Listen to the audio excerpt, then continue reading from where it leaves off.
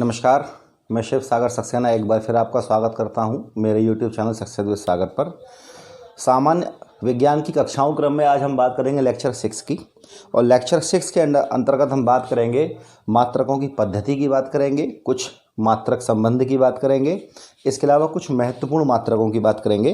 देखिए, इससे पहले के वीडियो लेक्चर में आपने देखा कि भौतिक राशियां क्या होती हैं। भौतिक राशियों का आपने वर्गीकरण देखा, मूल राशियां, व्युत्पन्न राशियां, पूरक राशियां या दिशा व आधार के आधार पर आपने देखा, सदिश और अदिश राशियाँ, और बहुत सारे मात्रकों को आपने देखा, कुछ मात्रकों की हमने व्याख्या की। इसके अलावा फिर हमने विमाएँ निकालने देखा, किस प्रकार से विमाएँ निकाली जाती हैं, और जो मोस्ट कॉमनली विमाएँ पूछी जाती हैं वो विमाएँ मैं आपको बता चुका हूँ। बाकी की जो राशियाँ बची हैं इंपॉर्टेंट, वो हर चैप्टर में जब उनका चैप्टर आएगा, जैसे विद्युत आवेश का चैप्टर आएगा, विद्युत धारा का चैप्टर आएगा, है ना, या आपका और बहुत सारी राशियाँ इस प्रकार की हैं जिसमें हम बात करते हैं प्रत्यास्था वगैरह की बात करते हैं, इलास्टिसिटी की, तो उनकी कुछ विमाएँ कभी कभी पूछ लेता है, तो उनकी विमाओं की बात उन्हीं के चैप्टर में करेंगे। क्योंकि अगर विमाओं के चैप्टर में हम ज़्यादा कुछ विमाएँ अगर डेरिवेट करते तो फिर चैप्टर जटिल हो जाता है ना। तो बाकी की बची जो राशियों की विमाएँ हैं वो जब उनका चैप्टर आएगा तब उनकी विमा निकालने के बाद ही उन राशियों के बारे में आगे बात करेंगे। तो अब इसमें बात करते हैं, लेक्चर 6 में हम बात करते हैं मात्रकों की पद्धतियों की बात करते हैं। देखिए, जैसा कि मैंने इससे पिछले वाले वीडियो में आपको बताया कि लंबाई का मात्रक मीटर होता है ना, और लंबाई के बहुत सारे मात्रक आपने सुने होंगे, कहीं गज होता है, कहीं फिट होता है ना। तो इस तरह से पूरी दुनिया में क्या होता है कि कई जगह हर एक अलग अलग स्थानों पर किसी ज़माने में लंबाई के, द्रव्यमान के, है ना, इन सब के अलग अलग मात्रक यूज हुआ करते थे। फिर धीरे धीरे हर एक एरिया में हर एक क्षेत्र में, कुछ देशों में या किसी एरिया में एक पर्टिकुलर पद्धति डिज़ाइन हो गई कि इस एरिया में ये पद्धति चलती है, कि इस पूरे एरिया में, इस पूरे देश में या इन सारे देशों में लंबाई का मात्रक ये रहेगा, समय का ये रहेगा और द्रव्यमान का ये रहेगा। दुनिया किसी दूसरे हिस्से में मात्रकों की एक और पद्धति डेवलप हो गई कि यहाँ लंबाई का मात्रक कुछ और होगा, द्रव्यमान का कुछ और होगा। इसी तरह से दुनिया के अलग अलग हिस्सों में मात्रकों की अलग अलग पद्धतियाँ प्रचलित थीं, आज भी प्रचलित हैं। लेकिन हुआ ये कि 1960 में क्या हुआ कि अंतर्राष्ट्रीय मापतौल समिति है, एक समिति है जिसका नाम है अंतर्राष्ट्रीय मापतौल समिति, और वो दुनिया भर के इन्हीं भौतिक राशियों इत्यादियों पर उसी का कंट्रोल है, और वही डिसाइड करती है कौन सी राशि क्या होगी, क्या नाम होगा और उसकी वैल्यू क्या होगी। तो 1960 में अंतर्राष्ट्रीय मापतौल समिति ने ये डिसाइड किया कि दुनिया भर में अलग अलग देशों में अलग अलग पद्धतियाँ आएँ, तो क्यों ना एक कॉमन पद्धति बना दी जाए। तो वो कॉमन पद्धति बनाई गई, उसका नाम था एसआई पद्धति, जिसे कहते हैं सिस्टम इंटरनेशनल या इंटरनेशनल सिस्टम यूनिट, ठीक है ना। तो हम बाकी 3 भी पढ़ेंगे, एमकेएस, सीजीएस, एफपीएस, और अब आप समझ गए होंगे कि एसआई पद्धति की आवश्यकता क्यों पड़ी। क्योंकि दुनिया के अलग अलग देशों में, अलग अलग क्षेत्रों में अलग अलग इकाइयाँ प्रचलित थीं, और जब दुनिया में ग्लोबलाइजेशन बढ़ा, दुनिया के देश आपस में कनेक्ट हुए, वस्तुएं इत्यादि एक स्थान से दूसरे स्थान को जाने लगी, तब बड़ी दिक्कत आने लगी। क्योंकि कोई वस्तु किसी देश में मापी गई है तो वो किसी और राशि में मापी गई है, किसी और मात्रक में मापी गई है, और वही वस्तु किसी दूसरे देश में जा रही है, वहाँ उस राशि का मात्रक कोई और है, तो वहाँ जाने के बाद प्रॉब्लम हो रही थी। तो इसीलिए कि ऐसा प्लेटफॉर्म तैयार किया गया, ऐसा सिस्टम तैयार किया गया जिसमें जो भी मात्रक हैं वो पूरी दुनिया में सब जगह कॉमनली यूज़ होते हो, ठीक है ना। इसीलिए ऐसा यूनिट का जन्म हुआ। तो सबसे पहले यूनिट की बात करेंगे एमकेएस पद्धति, सबने सुना होगा। एमकेएस पद्धति का दूसरा नाम है मीट्रिक पद्धति भी इसे कहते हैं। कई दफा सवाल पूछा गया है एमकेएस पद्धति का दूसरा नाम क्या है, तो इसे मीट्रिक पद्धति भी कहते हैं। एमकेएस मीटर, किलोग्राम, सेकंड, यानी कि लंबाई का मात्रक मीटर, द्रव्यमान का मात्रक किलोग्राम, समय का मात्रक सेकंड, सब जानते होंगे, कॉमन है बहुत। दूसरा आपका है सीजीएस पद्धति, है ना, इसे गॉसियन पद्धति भी कहते हैं, ठीक है ना, इसे गॉसियन पद्धति कहते हैं, ठीक है ना। और ध्यान रखिएगा, सीजीएस में सी का मतलब है सेंटीमीटर अर्थात लंबाई का मात्रक सेंटीमीटर, जी का मतलब है ग्राम अर्थात द्रव्यमान का मात्रक ग्राम, और समय का मात्रक सेकंड। ये भी बहुत कॉमन है, आपने देखा होगा सीजीएस पद्धति, सेंटीमीटर, ग्राम, सेकंड, ठीक। एफपीएस पद्धति की बात करें, इसे ब्रिटिश पद्धति कहते हैं, है ना, क्योंकि ब्रिटिश में ये ज़्यादा प्रचलित थी। एफपीएस पद्धति foot pound second, foot pound second. F मतलब फुट, फुट का मतलब है लंबाई का मात्रक फुट, द्रव्यमान का मात्रक पाउंड, पाउंड के बारे में बात करेंगे, और एस मतलब सेकंड। देखा आपने कि एमकेएस, सीजीएस, एफपीएस में तीनों में लंबाई के मात्रक अलग अलग थे, कि एमकेएस में लंबाई का मात्रक मीटर, सीजीएस में लंबाई का मात्रक सेंटीमीटर, और एफपीएस में लंबाई का मात्रक फुट था, वहीं द्रव्यमान के मात्रक भी तीनों जगह अलग अलग हो गए। जैसे MKS में द्रव्यमान का मात्रक किलोग्राम, CGS में द्रव्यमान का मात्रक ग्राम और FPS में द्रव्यमान का मात्रक पाउंड था, लेकिन तीनों में समय का मात्रक एक ही था, सेकंड सेकंड सेकंड। ठीक है ना। तो 3 पद्धतियां, जिसमें पहली पद्धति मीट्रिक पद्धति, जिसको क्या कहा जाता है, MKS पद्धति को मीट्रिक पद्धति कहा जाता है। दूसरी पद्धति CGS पद्धति, इसको गॉसियन पद्धति कहा जाता है। और तीसरी पद्धति, इसका नाम है FPS पद्धति, इसको ब्रिटिश पद्धति भी कहा जाता है। इनसे प्रश्न कभी दफा इनके नाम से आ जाता है कि किस पद्धति को मीट्रिक पद्धति कहते हैं, या किस पद्धति को गॉसियन पद्धति कहते हैं, या किस पद्धति को ब्रिटिश पद्धति कहते हैं, या इन पद्धतियों में लंबाई का मात्रक क्या है या द्रव्यमान का मात्रक क्या है। ऐसे कभी कभी आसान प्रश्न आ जाते हैं। तो आगे बढ़ते हैं SI यूनिट की तरफ। तो सबसे ज़्यादा प्रश्न जो आते हैं वो SI पद्धति से आते हैं। जैसा कि मैंने आपको बताया कि दुनिया भर में एक सा कॉमन फॉर्मेट करने के लिए कि हर जगह मात्रक एक से हों, इसीलिए SI पद्धति का जन्म हुआ। और ये जन्म कब हुआ? 1960 में। ठीक है ना। और 1960 में हुआ। और SI पद्धति किसका संशोधित रूप है? MKS का, है ना। MKS पद्धति का संशोधित रूप है, क्योंकि दुनिया भर में ये 3 पद्धतियां हैं। इनमें सबसे ज़्यादा प्रचलित कौन सी थी? सबसे ज़्यादा इससे में कौन सी थी? MKS थी। तो MKS को ही थोड़ा सा क्या किया गया, इसको थोड़ा सा इसको मॉडर्न बनाया गया, इसको थोड़ा सा मॉडिफाई किया गया, और मॉडिफाई करने के बाद नई पद्धति बनी जिसका नाम था SI पद्धति। तो SI पद्धति MKS पद्धति का है संशोधित रूप है। MKS पद्धति का ही संशोधित रूप है। कौन सी पद्धति? SI पद्धति। 1960 में इसकी शुरुआत हुई। मैंने आपको बताया कि मापतौल की अंतर्राष्ट्रीय समिति, है ना, मापतौल की अंतर्राष्ट्रीय समिति। और ध्यान रखना है, इनका जो कार्यालय है वो फ्रांस के सेवरिस में है। आगे बात करेंगे इसके बारे में।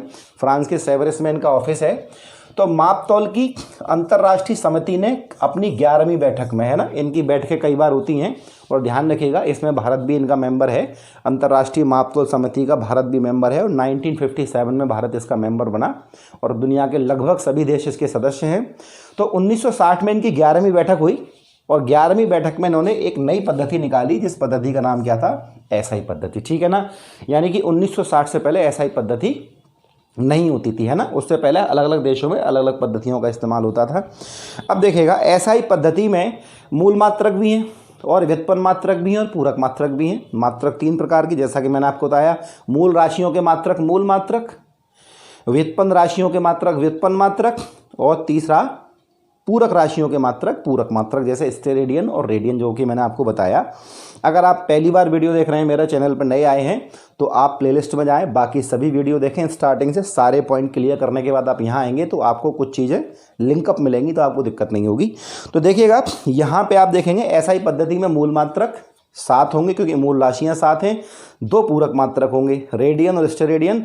बाकी के बहुत सारे मात्रक हम देखेंगे कि SI पद्धति में इस व्युत्पन्न राशि का मात्रक क्या है। तो 7 मूल राशियों के 7 मात्रक आपके सामने हैं।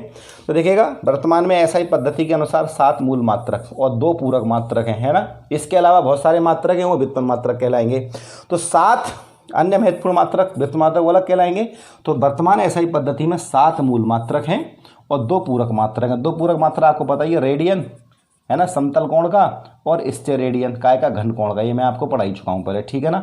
अब आप देखिएगा, जो हमारी 7 महत्वपूर्ण जो हैं, आपकी 7 मूल राशियाँ जो हैं, उनके मात्रकों की बात करें तो आपको पता ही है 7 मात्रक। पहला नंबर 1 कौन सा? लंबाई का मात्रक मीटर, द्रव्यमान का किलोग्राम, समय का सेकंड, ठीक है ना, विद्युत धारा का एम्पियर, इसके अलावा ज्योति तीव्रता का कैंडेला, ठीक है ना, पदार्थ की मात्रा का मोल, है ना, लंबाई, समय, ताप, और ताप का केल्विन। ठीक है ना। 7 होते हैं। इससे पहले वाले वीडियो में आपने देखा कि 7 मूल राशियां हैं: लंबाई, समय, ताप, द्रव्यमान, विद्युत धारा, ज्योति तीव्रता, पदार्थ की मात्रा।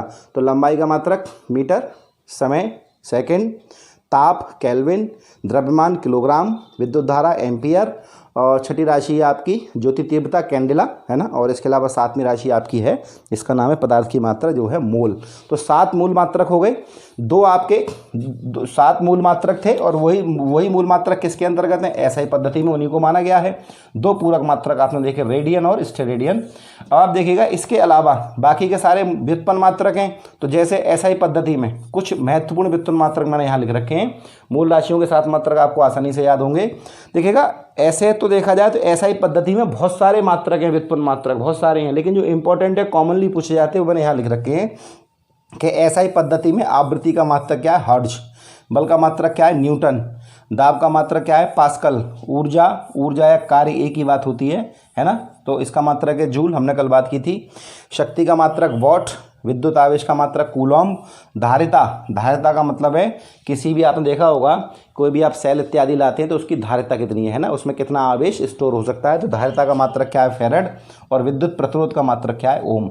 यानी कि एसआई पद्धति में साल तो मूल मात्रक हो गए, लंबाई, समय, ताप, द्रव्यमान, विद्युत धारा, ज्योति तीव्रता, पदार्थ की मात्रा के 2 पूरक मात्रक हो गए, रेडियन, स्टेरेडियन। बाकी के बहुत सारे व्युत्पन्न मात्रक होते हैं जिसमें बहुत इंपॉर्टेंट मैंने यहाँ लिख रखे हैं, आवृत्ति का, बल का, दाब का, ऊर्जा का, शक्ति का, विद्युत आवेश का, धारिता का और विद्युत प्रतिरोध का। ठीक है ना। आपने देखा मात्रकों की 3 पद्धतियाँ, MKS, CGS, FPS, और इसके अलावा एसआई पद्धति आपने देखी 1960 में शुरू की गई, अंतर्राष्ट्रीय मापतौल समिति की 11वीं बैठक में शुरू की गई। और ध्यान रखिएगा एक चीज़ और समझिएगा, वर्तमान में एसआई पद्धति में 7 मूल मात्रक हैं, 7 मूल मात्रक हैं। ठीक है ना। क्या हमेशा से 7 मूल मात्रक थे? नहीं। ठीक है ना। इन्होंने क्या किया कि बाद में जब इनकी 14वीं बैठक हुई है ना, जब इनकी बाद में 14वीं बैठक हुई तो 14वीं बैठक में 7वां मूल मात्रक कौन सा जोड़ा गया? मोल को जोड़ा गया। ठीक है ना। जो हम देख रहे हैं एसआई पद्धति में 7 मूल मात्रक हैं, 2 पूरक मात्रक हैं और बाकी के बहुत सारे व्युत्पन्न मात्रक हैं। ठीक है ना। तो 7 मूल मात्रक हमेशा से नहीं थे एसआई पद्धति में, बाद में जब इनकी 14वीं बैठक हुई है और इस 14वीं बैठक में इन्होंने क्या किया, 7वां मूल मात्रक जोड़ा है। 7वां मूल मात्रक कौन सा जोड़ा है? पदार्थ की मात्रा का मात्रक मोल जोड़ा है। ठीक है ना। तो ये ध्यान रखिएगा आप। इसके बाद आप देखेंगे यहाँ पे कुछ महत्वपूर्ण मात्रक संबंध पूछे जाता है आपसे कई बार कि 1 न्यूटन में कितने डाइन होते हैं या 1 जूल में कितने अर्ग होते हैं, तो आपको ये पता होना चाहिए। तो मैं यहाँ आपको थोड़ा समझा दे रहा हूँ। कई दफ़ा पूछा जाता है, कई दफ़ा पूछा गया है न्यूटन और बात हो रही है डाइन की। ठीक है ना। डाइन है, डाइन में समझना है ना। हाँ। तो न्यूटन काय का मात्रक है बल का और डाइन भी काय का मात्रक है बल का। लेकिन न्यूटन कौन सी पद्धति में? एसआई पद्धति में है, आपके सामने लिखा है।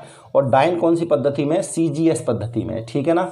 यानी कि न्यूटन और डाइन के बीच संबंध निकालना है कि न्यूटन में कितने डाइन है या 1 डाइन में कितने न्यूटन है।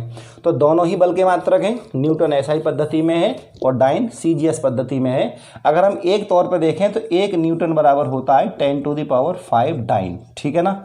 लेकिन इसे आपको याद रखने से पहले अगर आप इसको समझ लें कि किस तरह से आया है तो मैं समझता हूँ आपको आगे दिक्कत नहीं होगी, है ना। तो देखो इसको थोड़ा सा और विस्तार में खोलते हैं।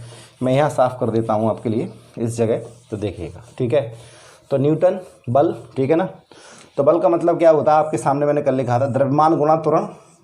बल का मतलब क्या है? द्रव्यमान गुणा त्वरण। ठीक है ना।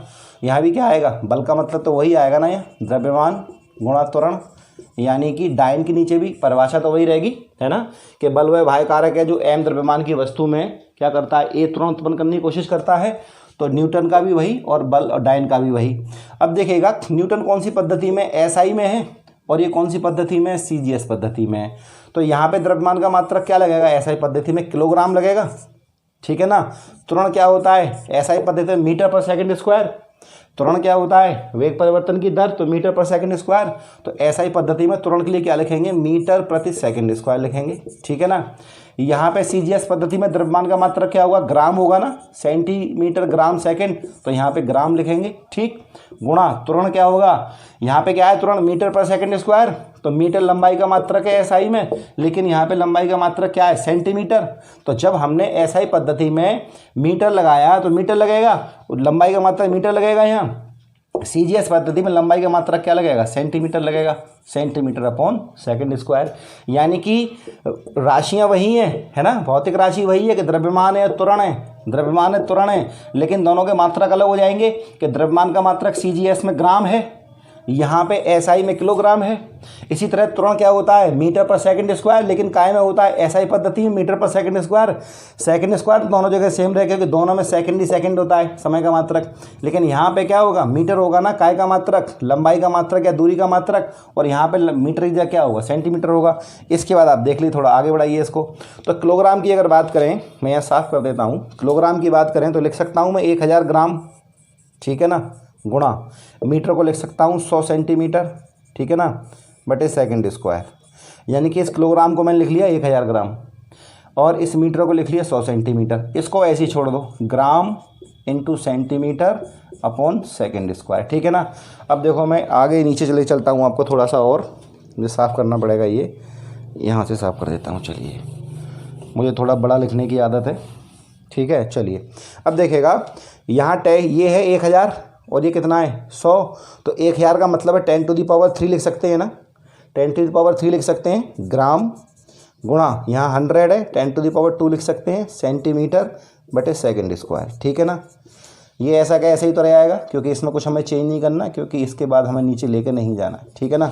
अब आप और देखोगे तो 10⁻³ और 10⁻² तो कितनी हो जाएंगी, गुणा हो रहा है आपस में तो घातें जुड़ जाएंगी। 10⁻5 क्या है ये, gram centimetre upon second square, ठीक है ना। Gram centimetre upon second square, यहाँ भी क्या आ गया, gram centimetre upon second square. और gram centimetre upon second square का मतलब क्या है, डाइन, सही है ना। ग्राम सेंटीमीटर पर सेकेंड स्क्वायर का मतलब क्या है, डाइन। अगर मैं यहाँ से हटा दूँ और इस पूरे का मतलब क्या है, न्यूटन। न्यूटन को मैंने खोल लिया तो 10⁻5 भी आ गया, ग्राम सेंटीमीटर पर सेकेंड स्क्वायर आ गया। अगर मैं इसको हटा के ये सेम है ना, इसको हटाऊँ इससे क्या लिख दूँ, डाइन, तो क्या आ जाएगा 10⁻9 आ जाएगा। यहाँ लिख दूँ 10⁻5 डाइन। तो काय में आ गया, ये न्यूटन में आ गया, नहीं आ गया। कि न्यूटन को जैसे मैंने खोलने के बाद जब मैंने उसकी जो इकाइयाँ उनको छोटा छोटा कर लिया तो 10⁻5 आ गया, बाकी सब सेम वो आ गया जो डाइन में होता है। और इस पूरे को हटा के मैंने क्या लगा दिया, डाइन लगा दिया, तो क्या आ जाएगा 10⁻5 डाइन। इसका मतलब क्या हो गया, 1 न्यूटन में कितने होते हैं 10⁻5 डाइन, 1 न्यूटन बराबर 10⁻5 डाइन। आशा है तो आपको समझ में आया होगा कि न्यूटन और डाइन दोनों ही बल के मात्रक हैं, न्यूटन और डाइन दोनों ही बल के मात्रक हैं। न्यूटन एसआई पद्धति में है और इसके अलावा डाइन सीजीएस पद्धति में है। दोनों का संबंध क्या है कि 1 न्यूटन बराबर कितने डाइन, तो 10⁻5 डाइन। और इस तरह से आप खोल लेंगे कि न्यूटन को आपने खोल लिया द्रव्यमान गुणा त्वरण, डाइन को खोला द्रव्यमान गुणा त्वरण, फिर यहाँ पे द्रव्यमान का मात्रक क्योंकि ऐसा ही है तो किलोग्राम लगेगा और त्वरण का मीटर पर सेकंड स्क्वायर लगेगा। यहाँ पे द्रव्यमान का मात्रक ग्राम लगेगा, क्योंकि यहाँ पद्धति कौन सी है, सीजीएस, तो सीजीएस में द्रव्यमान का मात्रक ग्राम होता है। और त्वरण का यहाँ लगेगा सेंटीमीटर पर सेकंड स्क्वायर, क्योंकि लंबाई का है, दूरी का मात्रक यहाँ पे क्या है सेंटीमीटर है। तो इस तरह से खोलते गए तो क्या आ गया, 1 न्यूटन बराबर 10⁻5 डाइन, सही है ना। तो इसके अलावा दूसरा आपके सामने एक रिलेशन और दे रखा है, देखिएगा। ये आपको याद करना पड़ता, रटना पड़ता, इसलिए मैंने खोल के बता दिया। पेपर में आ जाए, भूल जाएं तो आप इसे खोल के भी कर सकते हैं, ठीक है ना। तो अगला है आपका जूल और अर्ग में। अगला रिश्ता आपका निकलेगा किस में, जूल में और किस में, अर्ग में, ठीक है ना। दोनों इकाई की इकाई है, कार्य की इकाई है ना। जूल काय में एसआई पद्धति में और अर्ग काय में है सीजीएस में, ठीक है ना। जूल में और अर्ग की बात हो रही है। तो देखिएगा कार्य का मतलब क्या होता है, कार्य का मतलब होता है बल गुणा विस्थापन। कार्य का मतलब है बल गुणा विस्थापन, ठीक है ना। तो देखिएगा यहाँ पे क्या आएगा, जूल का मतलब क्या है, कार्य बराबर बल गुणा विस्थापन। जूल का मतलब क्या है, बल गुणा विस्थापन। और अर्ग का मतलब ही कार्य है, तो इसका मतलब भी क्या होगा, बल गुणा विस्थापन। दोनों के फॉर्मूले एक ही होंगे ना, केवल मात्रक अलग हैं। तो बल की बात करेंगे, ऐसा ही पद्धति बल का मात्रक क्या है, न्यूटन, ठीक है ना। और विस्थापन का मात्रक क्या होगा, मीटर, ठीक है ना। ऐसा ही पद्धति विस्थापन मात्रक क्या होगा, मीटर। यहाँ पे बल का मात्रक क्या होगा, डाइन, अभी निकाला था, है ना। बल का मात्रक सीजीएस में क्या होता है, डाइन। और विस्थापन की बात करें तो विस्थापन मात्रक क्या होगा, यहाँ पे सेंटीमीटर होगा, ठीक है ना। न्यूटन की बात करें तो न्यूटन का मतलब क्या है, 10⁻5 डाइन, यही होगा। अभी निकाला था ना कि 1 न्यूटन बराबर 10⁻5 डाइन। तो न्यूटन को हटा के मैं 10⁻5 डाइन चलेगा ना, तो मैं न्यूटन की जगह क्या लिख दिया, 10⁻5 डाइन। इंटू मीटर की जगह लिख दूँ मैं 100 सेंटीमीटर, सही है ना। यहाँ ऐसा का ऐसा ही रहेगा, डाइन इंटू सेंटीमीटर। नीचे चलते हैं, 10⁻5, शायद नहीं दिख रहा होगा आपको, 10⁻5, ठीक है, इंटू आप देख रहे हैं ये 10⁻5 और यहाँ ये 100 का मतलब है 10⁻2, क्या बचा, dyne into centimetre, dyne into centimetre, सही है ना। और यहाँ पे क्या है, डाइन इंटू सेंटीमीटर, यानी कि अर्ग वाले को खोल के चले गए हम, बल का मात्रक डाइन, विस्थापन का सेंटीमीटर, ये तो ऐसे ही आएगा। जूल को खोला, बल विस्थापन सेम है, बल का मात्रक न्यूटन, विस्थापन का मात्रक चूंकि ऐसा ही पद्धति मीटर होगा। न्यूटन का मतलब है 10⁻5 डाइन और यहाँ पे मीटर का मतलब है 100 सेंटीमीटर। 10⁻5 यहाँ ले लिया, 100 को 10⁻2 लिखते हैं, बाकी का डाइन इंटू सेंटीमीटर। तो क्या हो जाएगा, घातें जुड़ जाएंगी, तो 10⁻7 डाइन इंटू सेंटीमीटर। तो इधर भी क्या है, डाइन इंटू सेंटीमीटर। तो अगर मैं इसको हटा दूं क्योंकि अर्ग का मतलब क्या है 9 इंटू सेंटीमीटर, सही है ना। और जब जूल को खोला है तो आया वही है, लेकिन और क्या आ गया 10 टू द पावर 7 आ गया ना, तो 10 टू द पावर 7 अर्ग काय में हो जाएंगे ये, 1 जूल बराबर 10 टू द पावर 7 अर्ग हो गए, ठीक है ना। तो आपने देखा डाइन और किसका जूल का देखा कि 1 जूल बराबर 10 टू द पावर जूल का, और अर्ग का देखा कि 1 जूल बराबर 10 टू द पावर 7 अर्ग।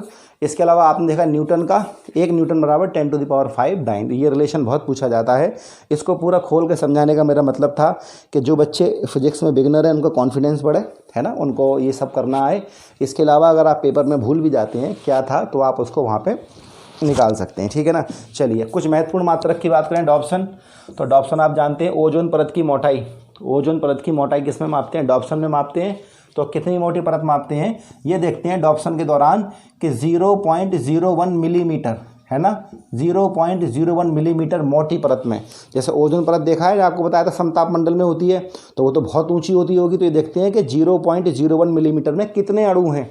जितने ज़्यादा अणु होंगे ओजोन परत उतनी ज़्यादा सघन होगी, और जितने अणु कम हो जाएंगे तो ओजोन परत में क्या कहेंगे, छेद हो रहे हैं नहीं हो रहे हैं।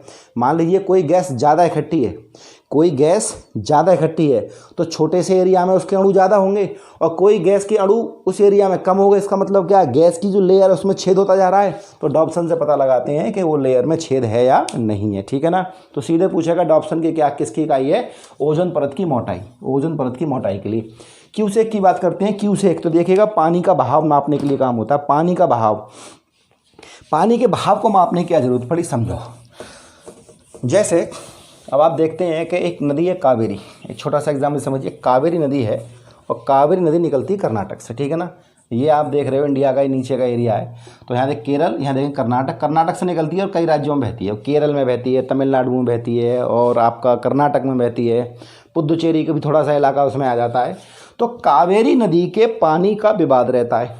विवाद ये रहता है कि 4 राज्यों में बह रही है, हर राज्य पे उसका हक है, तो कौन सा राज्य कितना पानी यूज करेगा। तो आपने देखा सुप्रीम कोर्ट का फैसला आता है ना कि तमिलनाडु को इतना पानी मिलेगा तो इतना पानी मिलेगा, तो किस में आता है, वो क्यूसेक में आता है। पानी किस में आता है, क्यूसेक में। अब देखिएगा पानी है, अब पानी एक राज्य को देना है दूसरे राज्य को, तो लीटर लेकर बैठेगा तो है नहीं कि माप के दे देगा कि भाई ये इतना लीटर ले लो आप। तो बहाव का मात्रक, बहाव मापना पड़ेगा, कितना बहाव है। तो बहाव कैसे मापेंगे, देखिएगा ये आपका एक बहुत मोटा पाइप है और इस पाइप से पानी निकल रहा है ना। अब ये कैसे मापेंगे, तो ये देखते हैं 1 सेकंड में कितना पानी निकला, 1 सेकंड में कितना पानी निकला, ठीक है ना।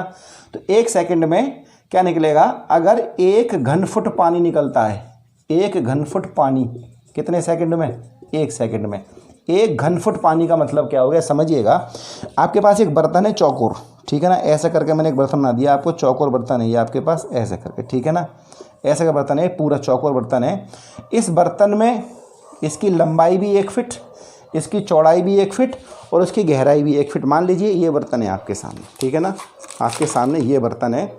ये तो उतना नहीं है लेकिन समझ के चलिएगा कि इसकी लंबाई भी 1 फीट है, ठीक है, इसकी चौड़ाई भी 1 फीट है और इसकी गहराई भी 1 फीट है।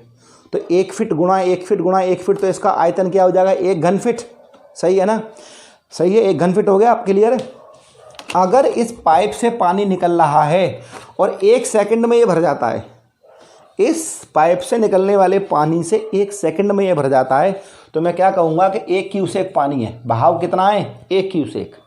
अगर ये मेरा 1/1/1 फीट का जो बर्तन है वो उस पाइप से 1 सेकंड में भर जाए, तो मैं क्या कहूँगा कि पाइप से कितना पानी निकल रहा है, 1 क्यूसेक, है ना, 1 क्यूसेक पानी निकल रहा है। क्यूसेक, क्यूसेक का मतलब है क्यूबिक फीट प्रति सेकंड, क्यूबिक फीट प्रति सेकंड, है ना, क्यूबिक फीट प्रति सेकंड। क्यूबिक का मतलब होता है घात 3, तो मतलब क्या, फीट की घात 3 प्रति सेकंड, क्योंकि पानी का आयतन में निकालते हैं, पानी आयतन में देखा जाता है, और फीट की पावर 3 का मतलब क्या, घन फीट प्रति सेकंड, यानी कि 1 सेकंड में 1 घन फीट पानी निकल रहा है, तो हम क्या कह सकते हैं, 1 क्यूसेक पानी निकल रहा है।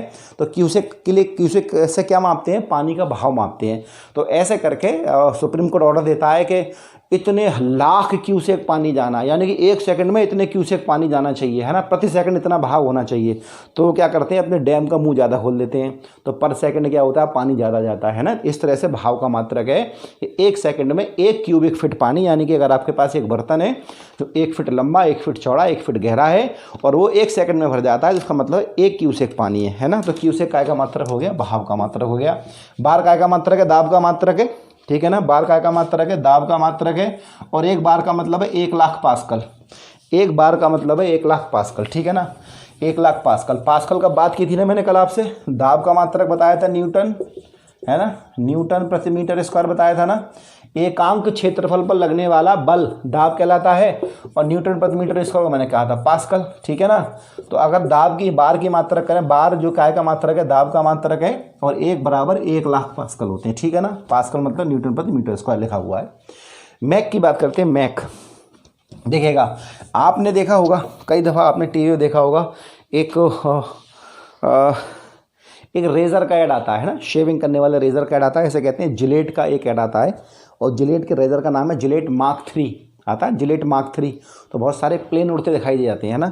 मार्क का मतलब क्या है, जब भी हम किसी भी वस्तु की स्पीड को मापते हैं जो बहुत ज़्यादा हो, बहुत ज़्यादा स्पीड हो, तो हम किस में मापते हैं, मार्क में मापते हैं। मार्क या मैक कहते हैं, उसमें मैक संख्या कहते हैं। तो देखिए मैक होता क्या है, मैक का मतलब क्या है, MACH। मैक का मतलब क्या है, किसी माध्यम में ध्वनि की चाल, किसी माध्यम में किसकी चाल, ध्वनि की चाल को क्या कहते हैं, मैक कहते हैं। अब ध्यान रखिएगा, ध्वनि की चाल, पहली बात तो ध्वनि तीनों माध्यम में चलेगी, ठोस में भी चलेगी, द्रव में चलेगी, गैस में भी चलेगी, है ना। प्रकाश की तरह नहीं है कि प्रकाश तो केवल पारदर्शी माध्यम में चलेगा, है ना। प्रकाश केवल पारदर्शी माध्यम में चलता है, दीवार में नहीं चलेगा, है ना। लेकिन आपकी ध्वनि ठोस में भी चलेगी, है ना, द्रव में भी चलेगी और गैस में भी चलेगी। सबसे ज़्यादा चाल उसकी किस में होगी, ठोस में, और सबसे कम किस में होगी, गैस में होगी, ठीक है ना। तो मैक का मतलब क्या है, किसी भी माध्यम में जो ध्वनि की चाल है, किसी भी माध्यम में जो ध्वनि की चाल है, वही उस माध्यम की मैक संख्या है। किसी भी माध्यम में ध्वनि की जो चाल है, वही उस माध्यम का मैक है। कैसे, सपोज करो कि एक कोई ठोस वस्तु है, एक कोई द्रव है और एक कोई गैस है, ठीक है ना। ठोस में ध्वनि की चाल कितनी है, x मीटर पर सेकंड, ठीक है ना। अलग अलग ठोसों में अलग अलग होती है, एल्यूमिनियम में कुछ और होती है, लोहे में कुछ और होती है, बात करेंगे ध्वनि के चैप्टर में। द्रव में मान लीजिए कोई लिक्विड है, उसमें ध्वनि की चाल कितनी है, y मीटर पर सेकंड, और गैस में ध्वनि की चाल कितनी है, z मीटर पर सेकंड, है ना। x y z, x कोई संख्या है, y भी कोई संख्या है, z भी कोई संख्या है। तो ठोस में अलग चाल है, द्रव में अलग चाल है, गैस में अलग चाल है। तो ठोस का मैक अलग होगा कि ठोस माध्यम में मैक का मान क्या है, x मीटर पर सेकंड। द्रव में मैक का मान क्या है, y मीटर पर सेकंड। गैस में मैक का काम क्या है, मैक का मान क्या है, z मीटर पर सेकंड। यानी कि पहली चीज, मैक संख्या किसी भी माध्यम में ध्वनि की चाल होती है। एक मैक बराबर उस माध्यम में ध्वनि की चाल। तो लोहे का मैक अलग होगा, क्योंकि लोहे में ध्वनि की चाल अलग है। गैस का मैक अलग होगा, द्रव का मैक अलग होगा। तो हर एक माध्यम का मैक संख्या अलग हो जाएगी। तो मैक संख्या का टाइटल तो कॉमन है ना, ये किसी भी माध्यम में ध्वनि की चाल को मैक कहते हैं। लेकिन वो मैक हर एक माध्यम का अलग हो जाएगा। ठोस का मैक अलग, है ना, द्रव का मैक अलग, और गैसों का मैक अलग हो जाएगा। अब देखिएगा क्या लिखा हुआ है, अति तीव्र चाल। अगर किसी भी ऑब्जेक्ट की जो स्पीड है बहुत ज़्यादा है, बहुत ज़्यादा है ना, ध्वनि की चाल कैसे उड़ रहा है वो, और ध्वनि की चाल के अलावा उससे भी ज़्यादा उड़ रहा है, तो उसको मैक में मापते हैं, ठीक है ना। तो क्या लिखा हुआ है, किसी माध्यम में ध्वनि की चाल को क्या कहते हैं, एक मैक कहते हैं। जो भी ध्वनि की चाल है तो उसको एक मैक कहेंगे। अब देखिएगा हम क्या करते हैं, मैक का यूज़ कहाँ करते हैं, ठीक है ना। मैक का यूज़ कहाँ करते हैं, समझिएगा। सबसे पहली चीज़ है, मैक का यूज़ करते हैं हम काय में, जो बहुत तेज़ी से जेट विमान उड़ते हैं, या बहुत सारी आपकी मिसाइल आपने सुनी होंगी, क्रूज़ मिसाइल जिसे कहते हैं, है ना। क्रूज़ मिसाइल में जैसा सुना हो, सुपरसोनिक, सबसोनिक, है ना, हाइपरसोनिक मिसाइल होती हैं। अब देखिएगा सबसे पहली चीज़ क्या है कि 3 वर्ड होते हैं। जैसे पहली चीज़ मान के चलिए, जैसे कोई मिसाइल है, कोई विमान है, तो कहाँ उड़ेगा, वायु में उड़ेगा ना। कहाँ में उड़ेगा, वायु में उड़ेगा, है ना। तो पानी में तो उड़ेगा नहीं, ना ही वो ठोस में उड़ेगा। तो काय में उड़ेगा, वायु में। वायु में ध्वनि की जो चाल होती है, ठीक है ना, वायु में ध्वनि की जो चाल होती है कितने टेम्परेचर पर, 0 डिग्री सेंटीग्रेड पर। ध्यान रखना टेम्परेचर चेंज होते ही ध्वनि की चाल चेंज हो जाती है। जैसे जैसे टेम्परेचर बढ़ता है वैसे वैसे ध्वनि की चाल भी क्या होती है, बढ़ जाती है। ध्वनि के चैप्टर में बात करेंगे तो वायु में ध्वनि की चाल 0 डिग्री सेंटीग्रेड पर कितनी होती है, 332 मीटर पर सेकंड। 332 मीटर पर सेकंड, या कह सकते हैं 1195 किलोमीटर प्रति घंटा। ये आप कर लेना इसको कैलकुलेशन कि वायु में ध्वनि की चाल है ना, एयर में किसकी, साउंड की जो स्पीड है वो कितनी है आपकी, कितने टेम्परेचर पर, 0 डिग्री सेंटीग्रेड पर। टेम्परेचर इसलिए लिखा गया है कि तापमान कम ज़्यादा होने पर ध्वनि की चाल भी कम ज़्यादा हो जाती है। तो 0 डिग्री सेंटीग्रेड पर जो चाल है दैट इज़ 332 मीटर पर सेकेंड, या और कन्वर्ट करेंगे इसको किलोमीटर और उसमें घंटे में तो 1195 किलोमीटर प्रति घंटा। सही है ना। अब आप देखिएगा ध्वनि की चाल कितनी है, 332 मीटर पर सेकंड। तो वायु में, तो वायु का एक मैक कितना हो गया, वायु में एक मैक कितना हो गया, जितनी ध्वनि की चाल है 332 मीटर प्रति सेकंड, ब्रैकेट में लिख देंगे 0 डिग्री सेंटीग्रेड पर, जिससे कि तापमान कम ज़्यादा होने पर उसे कम ज़्यादा किया जा सके। तो वायु का एक मैक कितना हो गया, 332 मीटर पर सेकंड, यानी कि जो ऑब्जेक्ट, जो भी उड़ती हुई चीज़ 1 सेकंड में इतने मीटर जाएगी, 332 मीटर जाएगी हवा में, तो क्या कहा जाएगा कि वह वस्तु 1 मैक से उड़ रही है। कितनी स्पीड से उड़ रही है, 1 मैक से। अब मैक के आधार पर आप देखेंगे सबसोनिक जो मिसाइल होती हैं उनकी स्पीड कितनी होती है, 1 मैक से कम होती है। सबसोनिक मिसाइलों की जो स्पीड होती है वो 1 मैक से कम होती है। सुपरसोनिक मिसाइल या सुपरसोनिक जो जहाज होते हैं उनकी स्पीड 1 मैक से तो ज़्यादा होती है, यानी कि 332 मीटर पर सेकंड से ज़्यादा होती है। लेकिन अगर आप बात करोगे किससे, 3 मैक से कम होती है। कितनी होती है, 3 मैक से कम होती है। ठीक है ना। हाइपरसोनिक की बात करेंगे तो उनकी स्पीड, हाइपरसोनिक मान लीजिए कोई विमान है और हम कहते हैं कैसा विमान है कि हाइपरसोनिक है, इसका मतलब है उसकी उड़ने की चाल कितनी होगी, 5 मैक से ज़्यादा होगी। 5 मैक का मतलब क्या हो गया, लगभग आपके 1650 मीटर पर सेकंड, 1 सेकंड में जाएगा 1.5 किलोमीटर से ज़्यादा। तो मैक का मतलब है किसी भी माध्यम में ध्वनि की चाल को एक मैक कहते हैं, और हर माध्यम में ध्वनि की चाल अलग होती है, इसीलिए हर माध्यम का मैक भी अलग होगा। लेकिन मैक का प्रयोग हम वायु में ही करते हैं, नॉर्मली चीज़ें उड़ने वालों को हम वायु में देखते हैं। तो वायु में मैक कितना हो गया, 332 मीटर पर सेकंड, 1195 किलोमीटर प्रति घंटा। एक ही बात है, दोनों कैलकुलेट करेंगे। और एक मैक जो मैंने बताया वो कितने टेम्परेचर पर, 0 डिग्री सेंटीग्रेड पर है। जो हम मिसाइलों की बात करते हैं, विमानों की 3 तरह के होते हैं, सबसोनिक, सुपरसोनिक, हाइपरसोनिक। किसी भी मिसाइल की स्पीड 1 मैक से कम है तो वो सबसोनिक होगी, 1 मैक से ज़्यादा स्पीड है लेकिन 3 मैक से कम है तो सुपरसोनिक होगी, और अगर 5 मैक से स्पीड ऊपर है तो कौन सी होगी, हाइपरसोनिक होगी। ठीक है ना। मिसाइलों की बात हम करेंगे, साइंस एंड टेक्नोलॉजी। मिसाइल कैसे काम करती है, मिसाइल कौन कौन सी होती है, बैलिस्टिक मिसाइल कौन सी है, क्रूज़ मिसाइल कौन सी है, और भारत के पास वर्तमान में कौन कौन सी लेटेस्ट मिसाइलें हैं, इसकी पूरी चर्चा आपसे साइंस एंड टेक्नोलॉजी में विस्तार से होगी। ठीक है ना। तो आपने देखा मैक। नॉट की बात करें, नॉट का मतलब क्या है, जब आप समुद्र में जा रहे होते हैं तो समुद्र में जो जहाज होते हैं पानी के, उनकी जो स्पीड होती है नॉट में मापी जाती है। नॉट का मतलब है nautical miles per hour, nautical miles per hour. ठीक है ना। तो क्या लिखा हुआ है आपका, समुद्री जहाज की गति है ना, समुद्र में जाएंगे तो काय में मापेंगे, नॉट में। तो 1 नॉट बराबर क्या है, 1 समुद्री मील प्रति घंटा। 1 नॉट का मतलब क्या है, 1 समुद्री मील। अब देखिएगा समुद्री मील भी अलग है, समुद्री मील अलग है। हमारे यहाँ हम लोग जो नॉर्मल बात करते हैं अपने आसपास, वो कितना होता है, हमारा जो नॉर्मल मील होता है, कहते हैं भाई 1 मील चल के आ रहा हूँ, तो वो होता है 1600 मीटर, है ना। 1600 मीटर। आप लोग जब जाते हो फिजिकल देते हो, हैं किसका, SI वैसाई का देते हैं, CPU SI का फिजिकल में 1600 मीटर की दौड़ लगवाई जाती है। और आपको जान का आश्चर्य होगा, मैंने CPU SI 2-3 बार क्वालिफाई किया है, 2003 में, 2004 में, 2005 में, और मुझ पे ये दौड़ कभी नहीं लगी। 1 बार लगी थी बस, 2 बार मैं दौड़ ही नहीं लगा पाया। रिटन मेरा क्वालिफाई हो जाता था लेकिन ये मुझसे नहीं होती थी, और मैं थोड़ा सा हैवी था और बॉडी बिल्डिंग करता था तो ज़्यादा दौड़ नहीं पाता था। तो मील सुन के मुझे पसीने आ जाते हैं। तो नॉर्मल मील 1600 मीटर का, लेकिन समुद्री मील की बात करेंगे तो 1 समुद्री मील बराबर जो होते हैं 1852 मीटर होते हैं, और 1000 का भाग लगाओगे तो ये बन जाएगा किलोमीटर, तो 1.852 किलोमीटर। यानी कि 1 समुद्री मील 1 घंटे में चल रहा है तो स्पीड कितनी हो जाएगी, 1 नॉट हो जाएगी। तो नॉट का मतलब क्या है, समुद्री जहाज की गति। सोनार की बात करेंगे, सोनार देखिएगा, अब आप जा रहे हैं जहाज में, ठीक है ना। आपने टाइटैनिक की बात सुनी होगी, टाइटैनिक जा रहा था ना, यूरोप से जा रहा था अमेरिका, और टाइटैनिक डूब गया था। आपने मूवी देखी हुई टाइटैनिक, है ना। तो टाइटैनिक क्यों डूबा था, क्योंकि जब वो जा रहा था तो रास्ते में अटलांटिक महासागर में बहुत बड़ा एक बर्फ़ का टुकड़ा था, और बर्फ़ की एक क्वालिटी होती है कि बर्फ़ का 1/10 हिस्सा ऊपर होता है, 9/10 हिस्सा नीचे होता है ना। हालांकि समुद्र में जब खारा पानी होता है तो ये आयतन थोड़ा चेंज हो जाता है। तो हम बर्फ़ वाले चैप्टर में बात करेंगे हम ऊष्मागतिकी वाले में। तो मान लीजिए कि बर्फ़ किसी पानी पर तैर रही है तो जितनी आपको दिख रही है ऊपर उससे कई गुना नीचे होगी। ये बात उस समय शायद पता नहीं थी उसको, कैप्टन को, या बहुत सारी बातें हैं। तो वो जो टाइटैनिक था वो किससे टकरा गया? आइसबर्ग से। जो बर्फ़ का पहाड़ था समुद्र में उसे आइसबर्ग कहते हैं। तो आइसबर्ग से टकरा गया और 2 टुकड़ों में टूट गया। तो आपने सुना होगा।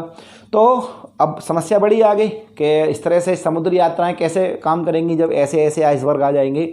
तो एक नई तकनीक का इस खोज हुई जिसका नाम था सोनार। ठीक है ना। क्या लिखा है? Sound navigation and ranging. Sonar, sonar. ठीक है ना। क्या लिखा है? Sound navigation and ranging. ठीक है ना। Sound navigation and ranging. ठीक है, चलिए। Sound navigation and ranging. Navigation का मतलब होता है रास्ता दिखाना, है ना। और रेंजिंग का मतलब है परास, कितनी दूरी तक, है ना। तो देखिएगा क्या होता है जब आप पानी के जहाज़ से यात्रा करते हैं तो जहाज़ में सोनार लगा होता है ना। सोनार 2 तरह का होता है, एक्टिव, पैसिव। फिर कभी बात करेंगे साइंस एंड टेक्नोलॉजी में। लेकिन अभी समझिए मोटे तौर से होता क्या है कि जहाज़ जा रहा है पानी में, अब उसे देखना है कि आगे रास्ते में कोई चीज़ ऐसी तो नहीं है समुद्र के अंदर हो, या मान लीजिए समुद्र में कोई चीज़ गोताखोर ढूंढ नहीं है। जैसे मान लो कोई जहाज़ डूब गया, उसका मलबा ढूंढना है। तो उस एरिया में क्या होता है, सोनार के जरिए ध्वनि तरंगें भेजी जाती हैं। ध्वनि तरंगें आपने सुना होगा 3 तरह की होती हैं। अपश्रव्य, जिन्हें हम सुन नहीं सकते 20 हर्ट्ज से नीचे, श्रव्य 20 हर्ट्ज से 20 हर्ट्ज तक, और पराश्रव्य जिनकी आवृत्ति 20 हर्ट्ज से ऊपर होती है। ध्वनि के चैप्टर में इसे क्लियर कर दूंगा पूरा मैं। तो जो 20 हर्ट्ज से ऊपर की ध्वनि तरंगें होती हैं उन्हें पराश्रव्य कहते हैं। उन्हें हम नहीं सुन सकते, कुत्ते इत्यादि सुन लेते हैं उन्हें। इस सोनार में ध्वनि तरंगों का उपयोग किया जाता है। और ध्वनि तरंगें कौन सी? पराश्रव्य तरंगें। तो उन ध्वनि तरंगों को समुद्र में पानी में भेजा जाता है अंदर, और जब वो समुद्र में जाती हैं और किसी चीज़ से टकराती हैं तो लौट के आती हैं। मान लो कि हमने किसी एरिया में तरंगें भेजी और वहाँ कुछ नहीं है तो तली से टकरा के लौट आएंगी। तो तली से टकरा के लौट आएंगी तो कंप्यूटर पे पता लग जाएगा ये तली से टकरा के लौटी हैं, या किसी चट्टान से टकरा के लौटी हैं, या किसी और मलबे से टकरा के लौटी हैं। तो समुद्र में जो तली में जो छिपी हुई चीज़ें हैं उनके बारे में पता लगाने के लिए काय का यूज़ करते हैं? सोनार का यूज़ करते हैं। और सोनार के क्या करते हैं? पराश्रव्य तरंगों का इस्तेमाल करते हैं। ठीक है ना। यही पूछा जाता है कैसी तरंगों का? तो पराश्रव्य तरंगों का। हालांकि इसको मैं ध्वनि वाले चैप्टर में क्लियर करूंगा। इसकी खोज की थी 1906 में। किसने की थी? यूनाइटेड नेशन के नेवी इंजीनियर थे जिनका नाम था लेविस निक्सन। ठीक है ना। यूनाइटेड नेशन यानी कि यूएस, अमेरिका का जो एक नेवी का एक इंजीनियर था उसका नाम था लेविस निक्सन। उन्होंने इसकी खोज की थी। किसकी? सोनार की। अगली बार करते हैं रडार की। तो एक रडार आप जानते होंगे, है ना, लगे होते हैं हवाई अड्डे वगैरह पे। रडार क्या है? रेडियो, है ना, detection and ranging. Radio detection, detection का मतलब है खोजना, है ना। रेंजिंग मतलब परास, दूर की चीज़ों को खोजना। अब मान लीजिए कि ये आपका हवाई अड्डा है। इस हवाई अड्डे की बिल्डिंग पे ऊपर आपका एक इस तरह से रडार लगा हुआ है। इस तरह से रडार होता है। रडार क्या करता है? चारों तरफ घूमता है और चारों तरफ क्या करता है? ये बहुत सारी रेडियो तरंगें निकालता है। सोनार में ध्वनि तरंगें यूज हो रही थी, यहाँ पे कौन सी तरंगें यूज होंगी? रेडियो तरंगें। तो मान लीजिए यहाँ आपका एंटीना लगा है इस बिल्डिंग में, और इस बिल्डिंग के चारों तरफ वो 100 किलोमीटर या 50 किलोमीटर रेडियो तरंगें भेज रहा है आकाश में। अब आकाश में कोई चीज़ उड़ रही है, चाहे वो छोटी चिड़िया हो, चाहे वो जहाज हो, वो तरंगें उससे टकराएंगी और टकरा के लौटेंगी। और लौटेंगी तो जो रडार का जो कंप्यूटर लगा होगा उस पर उसकी इमेज दिख जाएगी कि ये चीज़ यहाँ से कितनी दूरी पर और कितनी ऊंचाई पर उड़ रही है, और ये चीज़ कितनी बड़ी है। तो इसमें किसका इस्तेमाल होगा? रडार का इस्तेमाल होगा। तो आपको पता है सीमा पे लगे होते हैं रडार, है ना। रोहिणी वगैरह कई सारे रडार हैं। साइंस एंड टेक में बात करेंगे तो आपने देखा होगा कि मान लो पाकिस्तान की तरफ से कुछ विमान उड़े तो रडार पे पता लग जाता है कि ये आ रहे हैं, है ना। हालांकि बहुत सारे विमानों की तकनीकी ऐसी है जो रडार को चकमा देते हैं। इसके बारे में बात की जाएगी आपसे डिटेल में साइंस एंड टेक में। तो रडार का काम क्या है कि बहुत दूरी पर उड़ते हुए फ्लाइंग ऑब्जेक्ट, चाहे वो चिड़िया हो, है ना, चाहे वो आपका कोई ड्रोन कैमरा हो, देखा होगा ड्रोन कैमरे आजकल होते हैं, आपने मूवी देखी होगी उरी, उसमें चिड़िया की शेप में एक ड्रोन कैमरा बनाया गया था। या कोई विमान आ रहा है तो पता लग जाता है कौन सा विमान या कौन सी उड़ती हुई चीज़ कितनी दूरी पर है। तो इसका इस्तेमाल कैसे किया जाता है, रेडियो तरंगों का इस्तेमाल करते हैं काय में, रडार में। रेडियो डिटेक्शन, डिटेक्शन का मतलब है खोज करना, तो रेडियो तरंगों की मदद से हम खोज कर लेते हैं कि आसमान में कौन सी चीज़ उड़ रही है। एंड रेंजिंग का मतलब है परास, यानी कि दूर तक, है ना। 1930 में स्कॉटलैंड के वैज्ञानिक थे रॉबर्ट वॉटसन, इन्होंने इसकी खोज की थी, ठीक है ना। रिक्टर पैमाना, रिक्टर पैमाना आप जानते ही हैं, भूकंप की तीव्रता मापने के लिए। रिक्टर पैमाना काय के लिए, भूकंप की तीव्रता मापने के लिए इस्तेमाल किया जाता है। रिक्टर पैमाने की खोज किसने की थी, अमेरिका के वैज्ञानिक थे चार्ल्स फ्रांसिस रिटर, है ना। चार्ल्स फ्रांसिस रिटर 1930 में इसकी खोज की थी। और इन्होंने क्या किया, ये पैमाने में 9 खाने होते हैं। क्या खाने होते हैं, 9 खाने होते हैं। अब देखिएगा पैमाना कैसा होता है, एक मशीन होती है, उसमें एक सुई होती है और वो सुई पेपर पे लगी होती है, और उस मशीन को ऐसी जगह लगाते हैं जहां अगर पृथ्वी में जरा सा भी कंपन हो, भूकंप का मतलब क्या है, कंपन, जब पृथ्वी की सतह के अंदर प्लेटें टकराएंगी तभी तो भूकंप आएगा ना। तो वो मशीन लगी होती है, उसमें सुई लगी होती है, नीचे पेपर लगा होता है, तो वो सुई कंपन करती है, तो पेपर पे क्या करती है, लाइनें बनाती है ऐसे करके, है ना, लाइनें बनाती है, ऐसे करके लाइनें बनाती है। मान लीजिए कि ऐसे करके पैमाना है, यहाँ 1 लिखा है, यहाँ 2 लिखा है, यहाँ 3 लिखा है, यहाँ 4 लिखा है, ऐसे करके 9 तक लिखे होंगे। अगर सुई हल्की हल्की ऐसे ऐसे लाइन बना रही है, इसका मतलब क्या है, 1 के दायरे में है, तो भूकंप की तीव्रता कितनी है, 1 है। अगर सुई जोर से हिल रही है और ऐसे ऐसे बना रही है, मैंने थोड़ा बड़ा बना दिया, हालांकि बहुत छोटा होता है पेपर पे, इसका मतलब क्या है, इस रेंज में आ रही है, तो भूकंप की तीव्रता कितनी होगी, 2 हो गई। और भूकंप तेज आया तो सुई ऐसे करके बनाएगी, ऐसे करके, इसका मतलब है 3 की रेंज में है। ये बहुत बड़ा बना दिया है, छोटा होता है, ध्यान रखिएगा। तो इस तरह से क्या होता है, भूकंप की तीव्रता का पता लग जाता है। तो ये जो पैमाना लगा है 1 से लेकर 9 तक, ये कौन सा पैमाना है, रिक्टर पैमाना है। अब मान लीजिए किसी जगह 1 तीव्रता का भूकंप आया और किसी जगह 2 तीव्रता का भूकंप आया, तो ध्यान रखिएगा, 1 तीव्रता का भूकंप जब आएगा और उसके बाद जब 2 का आएगा, तो 2 तीव्रता वाला भूकंप जो होगा ना, वो 1 से कितना होगा, 10 गुना तेज होगा। ऐसा नहीं है कि 1 के बाद 2 आया तो डबल हो गया, है ना। 2 जब आएगा तो 1 वाले भूकंप की तुलना में कितना होगा, 10 गुना होगा। जैसे मान लो कि किसी जगह भूकंप आया 1 तीव्रता का अमेरिका में, और इंग्लैंड में आया 2 तीव्रता का, तो अमेरिका वाले 1 तीव्रता वाले भूकंप से इंग्लैंड का भूकंप 10 गुना, क्योंकि 1 के बाद 2, 1 का अंतर मत समझना, 10 गुना तीव्रता का होगा। और भूकंप के दौरान क्या होता है, ज़मीन से ऊर्जा निकलती है, ज़मीन से ऊर्जा निकलती है और वो ऊर्जा तहस नहस करती है सब चीज़ों को। तो अगला खाना जब बढ़ेगा तो तीव्रता कितनी बढ़ जाएगी, 10 गुना, और जो ऊर्जा निकलती है वो कितनी गुना बढ़ जाएगी, 32 गुनी ऊर्जा बढ़ जाएगी।